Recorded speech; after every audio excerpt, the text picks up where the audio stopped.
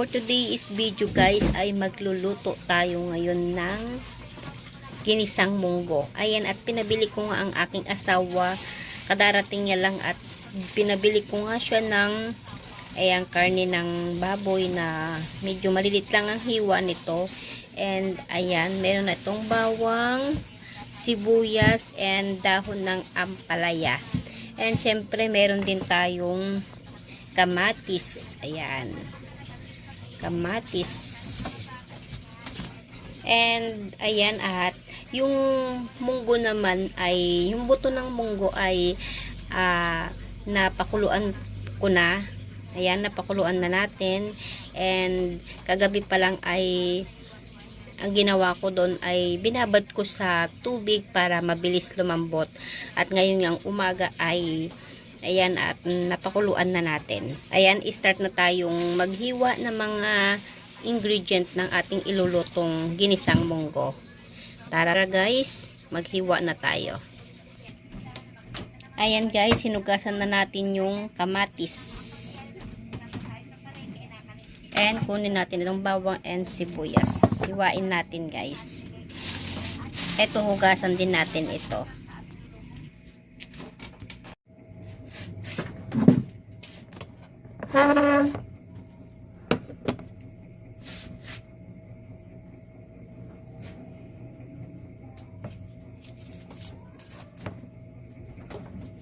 At dito nga ay magbalat tayo ng sibuyas para hiwain natin ito guys.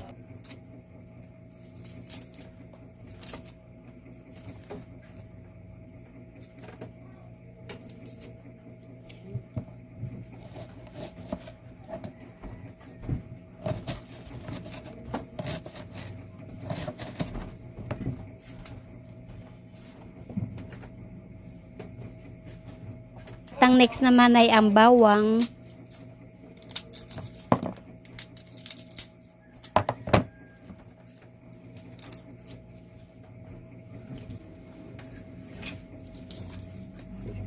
Gusto ko na, Okay lang.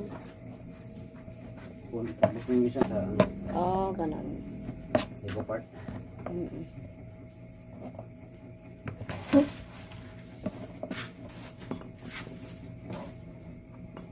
Ang next naman natin na hihiwain ay ang kamatis.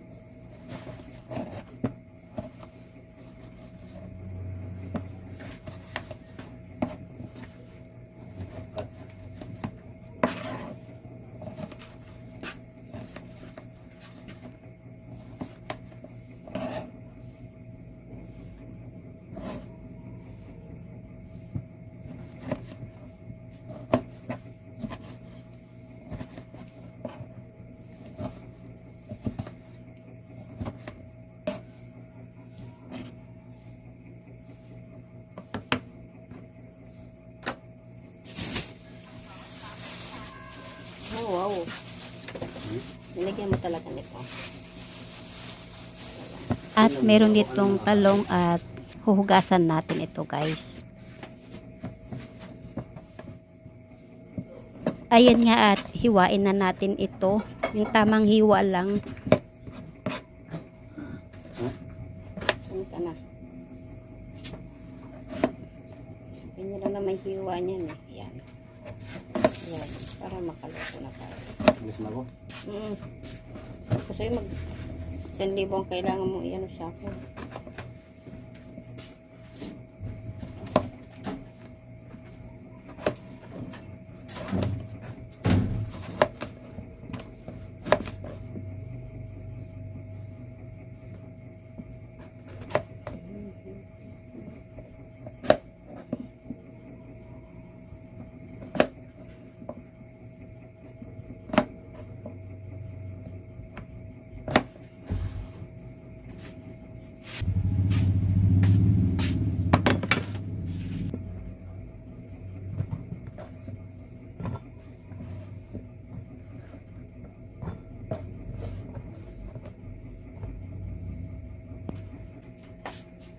Ayan guys, at ayan, at nakuha na natin yung mga dahon dun sa may tangkay na yon ng ating ampalaya. Ayan, at nahugasan na rin natin siya. Ayan. Ayan, at magluluto tayo ngayon ng ginisang munggo. Ito yung talong, ayan. Nahiwa-hiwa na rin natin at nahugasan na rin natin. Ayan guys, tara magluto na tayo guys. At dito ipapakita ko sa inyo yung mga ingredient. Dito nga ay merong karne ng baboy. Meron ditong bawang, sibuyas at kamatis. At dito ay meron din ditong talong na hiniwa-hiwa natin. Nakatamtama lang ang hiwa at meron ditong dahon ng ampalaya. Meron din dito tayong iyahalong hipon. Ayan, at ayan, start na tayo guys na magluto ng ating ginisang munggo. Ayan guys, start na tayo magluto. Ayan, ilagay natin dito ang karne ng baboy dito sa malaking kawali. At lagyan natin ng kaunting tubig. Lagyan natin ito ng asin. At takpan natin guys. At mga ilang minuto ay ayan na at naging golden brown na ang ating nilulutong o pinapalambutan natin na karne ng baboy. At ituloy lang natin ito guys hanggang sa magmantika ito.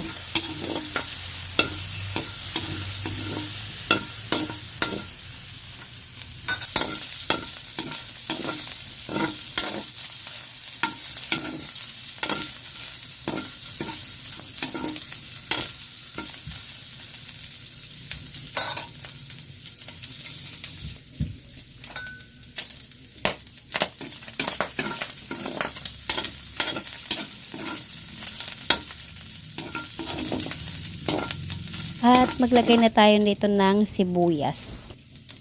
Ayan, at magigisa na tayo ng sibuyas. Ayan, at igisa natin itong mabuti hanggang sa lumambot ang sibuyas na ito. At ang isunod naman natin ay ang bawang.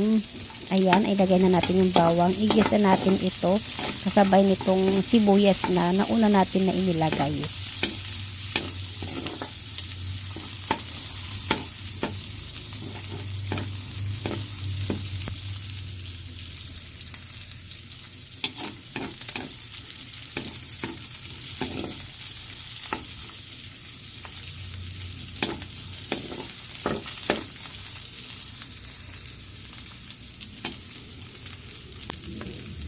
At ito nga ay pagsamahin na natin.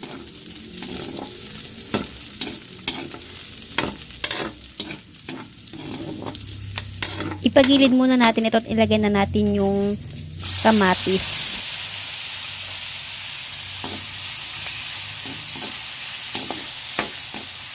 Ayan nga, at habang niluluto natin itong kamatis na ito ay tiga-tigain natin ito. Diinan natin para kumatas itong kamatis na ito.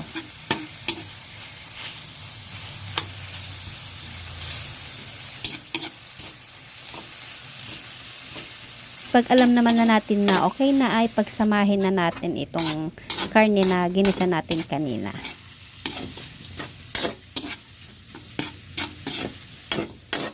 Ayan, at pwede na natin ilagay yung munggo na pinakuluan natin kanina. Ayan, ilagay na natin ito guys, itong munggo na ito. Ito pa, ilagay pa natin. Ayan, ayan, okay na. At ito, meron pa tayong ilalagay. Ayan, at halu-haluin muna natin guys.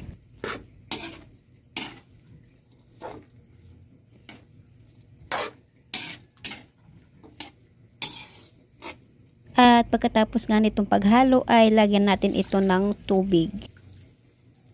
At ito pa, maglagay pa tayo ng water. At ang gawin natin ito ay pakuluan natin ito. Hintayin na lang natin ito guys na kumulo.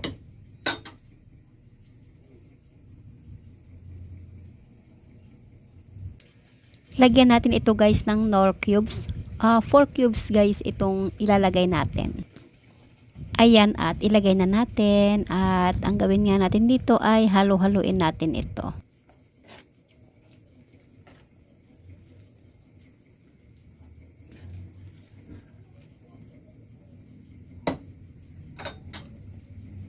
At dito ay pwede natin ilagay itong talong na ito. At ang kagandahan itong talong na nabili namin ay wala itong sira at complete lahat. Wala akong naitapon guys.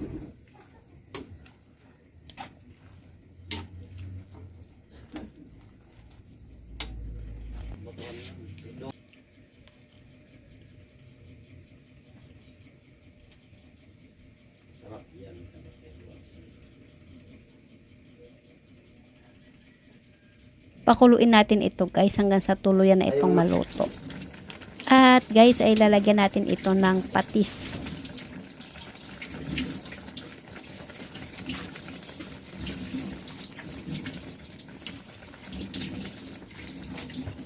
Ayan, at kailangan natin itong haluin.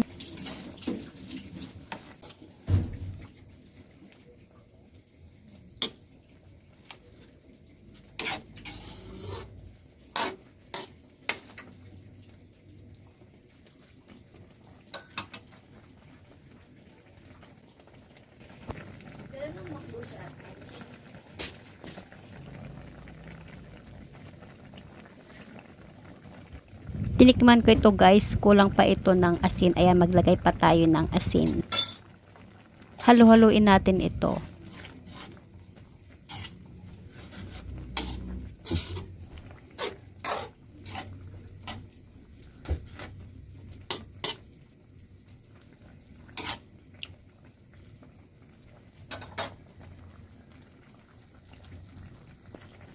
Ayan, at kailangan natin ilagay yung hipon. Ito, ayan, yung hipon na kailangan natin ihalo dito sa niluluto natin ginisang munggo. Ayan, at halo-haloin natin ito.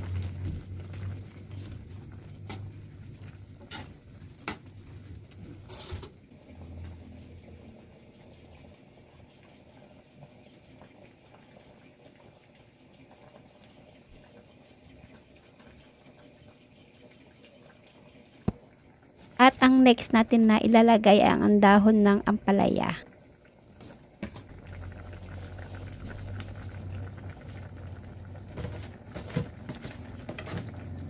Ayan, at napakasarap talaga guys yung mga dahon o mga gulay na masustansya. Tulad nitong inilagay nga natin na dahon ng ampalaya.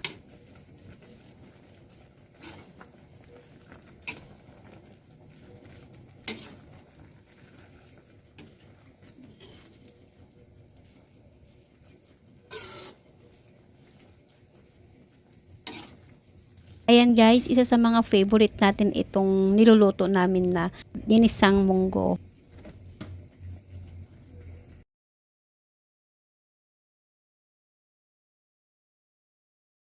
Ayan nga guys, at kaunting kulo na lamang ito.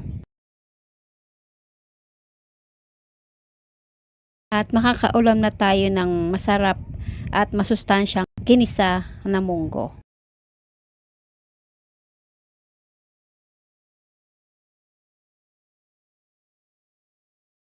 Ito nga guys, at hanggang ito na lamang po ang aking video, at thank you sa mga nanood. Thank you so much.